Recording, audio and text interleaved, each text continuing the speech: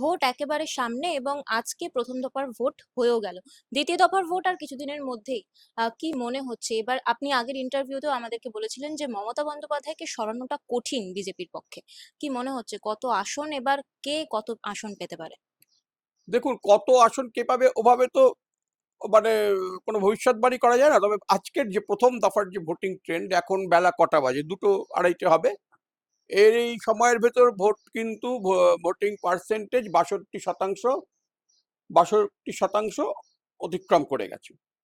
এবং এই ট্রেন্ড যদি থাকে তাহলে আজকে ভোট শেষ হওয়া অবধি 85% ছাড়িয়ে যাবে বলে আমার মনে হয়। আপনাদের মনে আছে গতবার 2021 সালে ভোটিং পার্সেন্টেজ ছিল 84%। বিজেপি 200 ওপরে সিট পেয়েছিল, 84% পার্সেন্টেজ ছিল গতবার।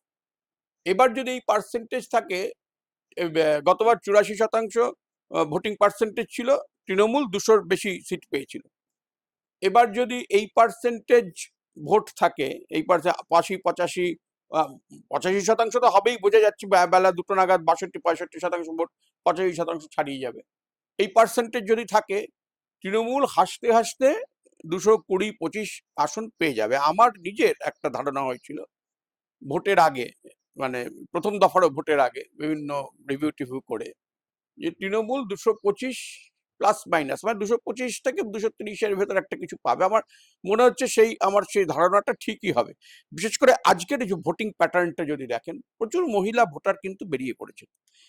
এবং এই যে ভোটটা, এই ভোটটা জানবেন হচ্ছে এসআইআর এর পরে। এই যে মানুষগুলো আজকে এসে ভোট দিয়ে গেলেন, এদের ভেতর একটা গরিষ্ঠাংশই কিন্তু যে আমার ভোটটা কেটে নিয়েছো বা আমার আত্মীয়ের ভোট কেটে নিয়েছো, আমার ভোটের দিকে তুমি আঙুল তুলেছো, আর ভোটাধিকার থাকবে কি থাকবে না, এই এই যে মনোভাবটা কিন্তু কাজ করছে। এই মনোভাবটা বিজেপির পক্ষে যাবে না।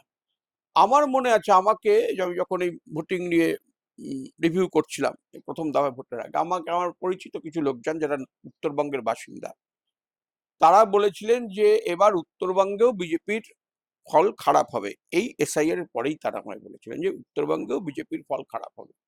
আজকে ভোটিং ট্রেন্ড দেখে আমি বুঝতে পারছি যে হ্যাঁ, উত্তরবঙ্গে বিজেপির আজকে 152টা আসনে ভোট হয়েছে, তো এর ভেতর মেজরিটি আসন তৃণমূলের দখলে থাকবে, এটুকু বুঝতে পারছি। এবং মালদা মুর্শিদাবাদে যদি ভুল না করি, তাহলে সংখ্যালঘু ভোট এবারও কিন্তু তৃণমূলের পিছনেই জোট বাঁধছে মনে হচ্ছে। আর এটাই ট্রেন্ড থাকবে 29 তারিখও।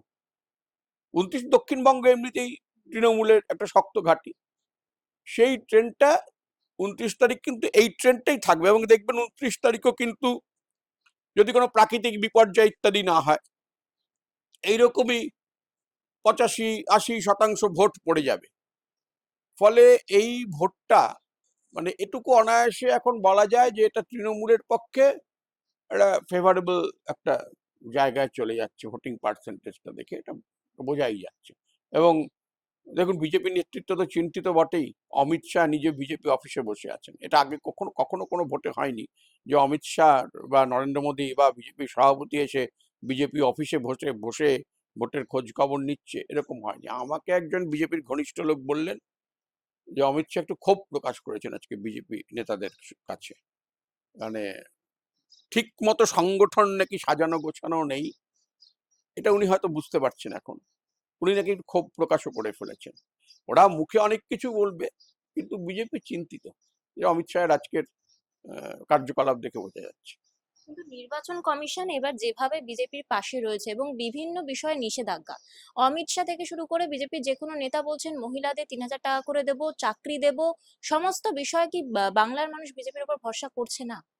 প্রথমত ওদের এই প্রচারগুলো না আসলে বাংলার মানুষ নিচ্ছে না। কারণ এখন বাংলার মানুষ তো কতগুলো জিনিস দেখেছে, যে আপনার ভোটের অধিকারটা কেড়ে নিচ্ছে। এই যে যাদের ভোটাধিকার যাদের কেড়ে, তাদের মধ্যে তো মেজরিটি হচ্ছে মহিলা ভোটার, মহিলা এবং সংখ্যালঘু। এবং আপনি যদি দেখেন আপনার মার ভোটটা কেড়ে নেওয়া হয়েছে, তারপর যদি আপনার বলে আপনাকে 3,000 টাকা দেবো, আপনার কিন্তু প্রথমে মনে হবে যে ভোটটা তো আমার মার চলে গেছে। এই ক্ষোভটা তো মহিলাদের আছে। আর বিশ্বাস, এই যে 15 লাখ টাকা দেবে বলেছিল, দেয়নি তো।